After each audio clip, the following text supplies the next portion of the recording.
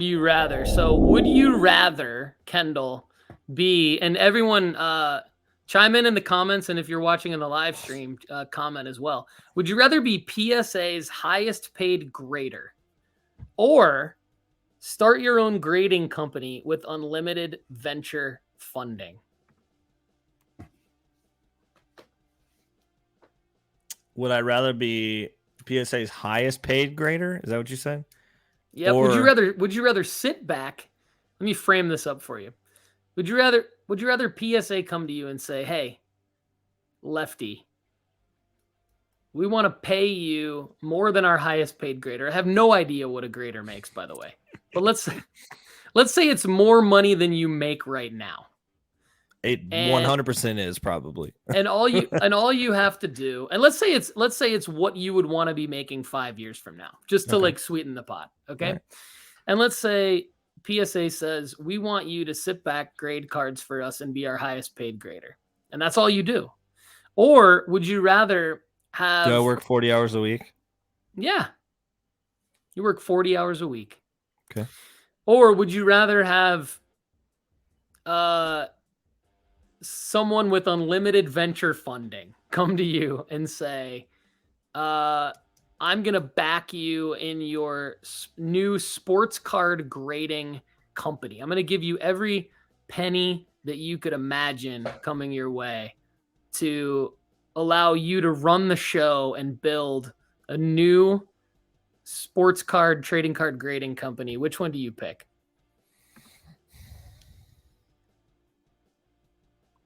I just turned 30, Paul, last week. Oh, happy birthday. And I would think my 20s, I was praying every single day that like something like that last situation would pop off. Yep. And I grinded my teeth for the last 5, 6, 7 years to doing entrepreneurialism. You know, I've started some businesses. I've done okay, you know, like nothing crazy. Nobody's like popped out of, nobody's Gary V'd me, you know, like, and honestly, it's really tiring. And I spent a lot of time and like a behind the curtain look at this. Like, I think I'd rather just spend time with my wife right now and just like, we're adopting, and you know, like I want to go to like Valencia and stuff like that. And I think like I don't want to be a workaholic, you know, like, and I think the past 5, 6, 7 years I have been. And I think right now what's more important to me is my time and my family and my fun. And like if I could get paid, you know, enough to save for my kids' futures and whatever they want, you know, and or whatever, maybe not what they want, but what they need, you know, like, but it's not lavish. And maybe I can get that $200,000 lake house that we talked about. Nothing crazy, but like, you know, if like I can just kind of live life and really pour into people, like that's what I'm for. You paying me some like this music is appropriate, some mood music. Kendall, yeah, so I'm choosing the first option.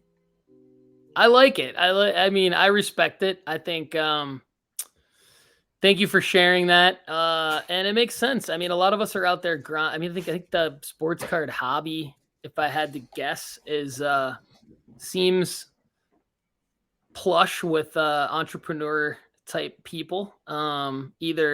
Either like true entrepreneurs, and that's what they are, or people with the entrepreneurial tendencies, if you will. Paul Carl Cards says he would start his own grading company with unlimited funding and pay myself a 42,069 figure salary, regardless of how the startup works. I mean, we've seen people do that in the world, Paul. I think the founder of WeWork actually did pretty well for himself in that regard. So that could be a move. That could be a move. He says #trillionaire mindset. That's good stuff. Kendall, I'm with you. I mean, you're not that much younger than me, man. I mean, I thought based on our previous podcast that you were like 22 or 23, the way that you would rip on me being 40. I didn't think you were 22 or 23, but I kind of questioned it for a little while. I was like, man, he's really slamming my references and telling me how much I'm aging and dating myself with my references. So I mean, I'll be 41 in about a month, a little less than a month, and I mean, 30 looks a lot closer to 41 than 29 does, doesn't it, buddy? True Yeah, that. yeah, but that's cool. That's a good one. I mean, I wanted to throw a little different type of would you rather out this week than what I did last week, and I don't know which one I'd pick. I would say I don't really have an answer for my would you rather. Um, I would not want to start a grading company. I wouldn't want to do either. I wouldn't want to start a grading company. No way. Couldn't pay me enough to start a grading company. I know what it's like to promote a company. It's hard. And it's like the biggest grind to promote a new company from the ground up. And you have to believe in that company's value proposition more than you believe in anything else in the world if that's going to work. And I do not believe in starting a grading company. I don't. It's already solidified for me with all of the companies that are out there. And I do not want to work for anyone. I do not want to have a boss. I will not ever be someone's employee ever again. I did that through age 35. And then I started my own company about 6 years ago. I had started companies on the side, just like you. I was just like you, where I had, I don't know if this is just like you, but I was a full-time employee of someone's company for the first about 17 years of my working life. And then I always had side hustles, multiple side hustles. And always wanted to turn that into a business. And then now that I basically don't have a boss, that's my path. So, people can hire me for different things. I'm not above that, but they're going to be clients basically of mine and maybe business partners. So we'll see, but yeah, not in a grading company for sure. I don't want to grade cards either. I like cards. No, can you imagine the customer service that you have to do? Yeah. Golly, everybody and their mom saying, "No, this is a 9. This isn't I have so much respect up. I have so much respect for especially Peter from SGC. I don't know him. But I know he messed up, but then nobody messed up and then came back like he did. I mean, he's come back and just been phenomenal. And that is the way, by the way, like I've messed up in the past with previous businesses with just not whatever, like something, nothing ever major, but just the best way is to just say like, even just a negative comment on a YouTube video to just be like, hey, I'm really sorry that this struck you the way that it did. And you felt like you had to comment, but like, here's my situation and here's why I put this out there. That wins people over. I mean, that's what, so I think, yeah, customer service is crazy. All right, Kendall, do you have a would you rather for me? My basic thing was my would you rather was kind of like a more like 30,000 foot level type would you rather. Would you rather invest only in one sport singles PSA 10s, or would you rather invest in high quality, high dollar wax only? Great one. That's what so like, if you have wax, you never freaking open it, and if you do, you don't keep any of them, and you don't sell them. Actually, you just give them away because then that doesn't make sense for the analogy. So you only if you open any of your wax, pass them down to my kids or something with the wax. I mean, you can sell the wax. I mean, like you can sell the wax. You can be like a wax dealer or whatever. The wax. Okay. But you don't open wax. Or would you rather sell singles that are only encased? I love this question. Great question. And would love to know the audience's take on this as well. This is better than my question, I think, because it relates to why I do KnowOffSeason.com and why we do the Sports Card Strategy Show, because this is what we're all about. Kendall, you remember, like in earlier episodes of the show, we talked about not only like how to break up your investment portfolio, but we also talked about like what different investing thesi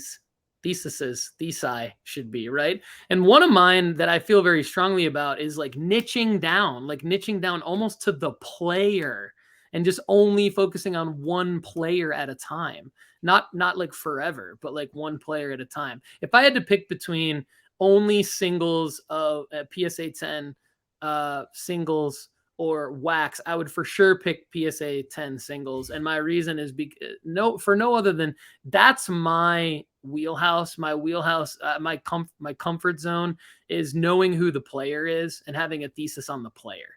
The wax part for me, it takes a little bit more time and energy to understand what's in the checklist. I think if I didn't know as much about sports cards as I do now, if this were me maybe 2 years ago, I would have said, oh, well, maybe the wax because you can have more margin for error because of the rookie class, because of the class, or maybe it was so-and-so's last card or whatever. But I think the reality is that you have to know the checklist so well down to who was a redemption. That's a lot of work.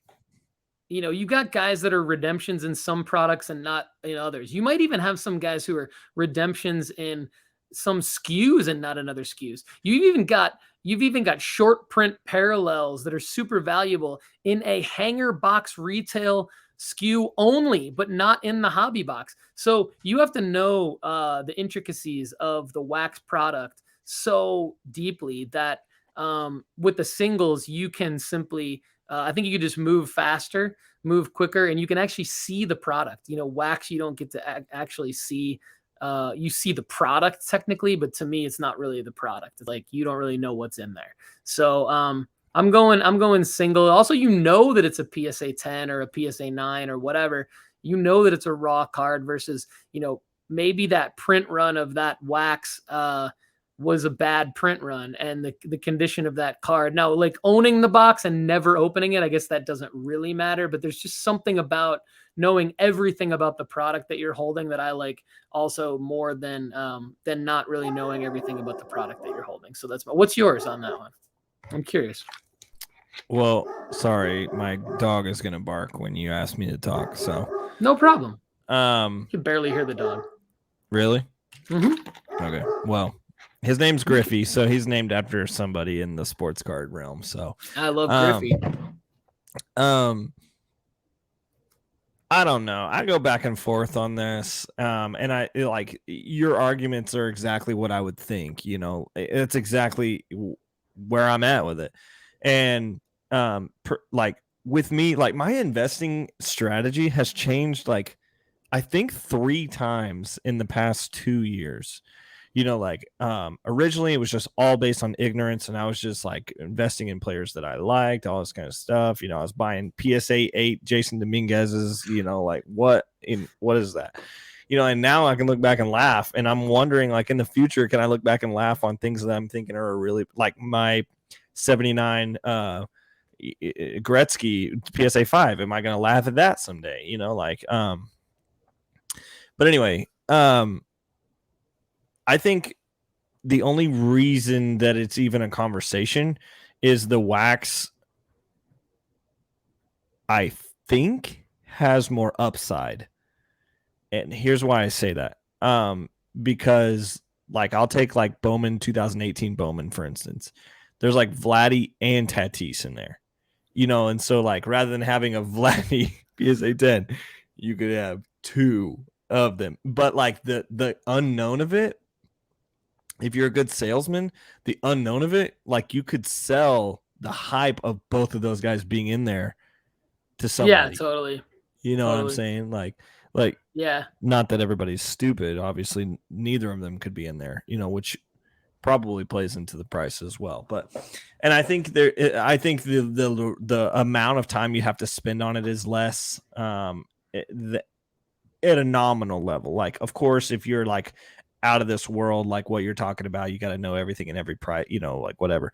But if you're just checking in, seeing if your stuff's going up and down, I think wax would be a little bit easier. There's less risk, I think, in one player. And there's more of more of top side. But I think if I'm answering my same question, I'm still going to choose PSA 10s because that's what I'm doing right now. Yeah. I'm not collecting wax. Look at behind me. These are singles, yeah, that's already what I'm doing. We don't have wax on the site for that reason, just because I think it's also going to move slower. Yeah. And I'm not as patient, I'm like some people are, and that's great. But yeah, it's a preference thing. There's no wrong answer, but I would say like my answer is singles for sure. And of one sport, I'm fine. I think I would almost like it if I was forced somehow into one sport, because I do feel like I spread myself thin a little bit. I need to. I'm actually, this is a bad time to do this because of the market, but I'm trying to liquidate everything right now just so that I can just so that I can have a clean slate and focus on like one thing at a time. I plan to continue to buy sports cards and invest in sports cards, but I'm trying to liquidate as much as I can right now just so that I can rebuild my investing strategy with the knowledge that I now have. For some reason, I'm not as comfortable. I did buy the Max Muncy card.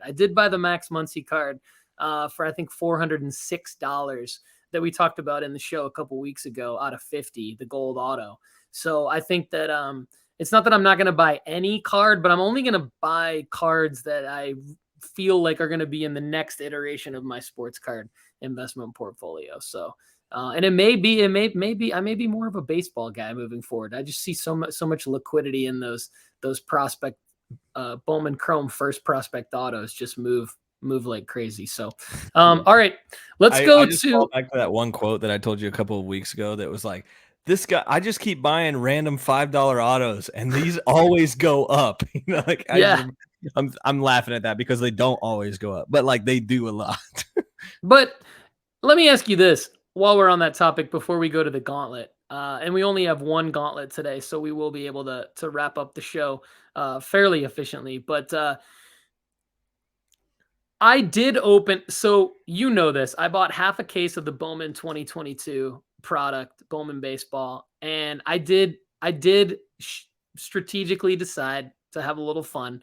I shipped 2 of the boxes to myself and I opened them, and I kept the other 4 in the vault. Nice. I did get autos and I did get some decent cards, but nothing. I mean, I would say probably right now if it's $250 a box, I'm probably down 20%. And I'd have to piece everything together, right? So I didn't get anything special. But with the autos that I did pull, and I actually did buy, I did find a blaster box of that product at Walmart, at my local Walmart, and I did pull an auto from one of those blaster boxes. It's nobody special, but it is an auto from a blaster box, so you can't complain. Should I treat those like I just bought those for $5, and should I just hold on to them and see, is there, I know I'm not giving you any information on who the players are, but in general for the audience, like if you do take that route with a guy, or more specifically, like kind of blowing your load, opening a box and not really getting a hit, is there a strategy for that? Or do you hold them, or do you use them as like extra packing material and try to get a good eBay rating? Yeah. I think primarily what you should do is you should send me which cards you got on WhatsApp after this. But that would probably help you the most, and I could tell you, hey, this guy's a stud and this guy's got a dud, something. Yeah. So well, the first thing I do is I look up the comps on eBay, of course, just to see what they're going for. But yeah, right. But Indy Rodriguez is going for a lot cheaper than he should right now. Yeah. So Okay, there it is, people. All right. Well, hey, let's. I'm gonna cut you off and go to the gauntlet.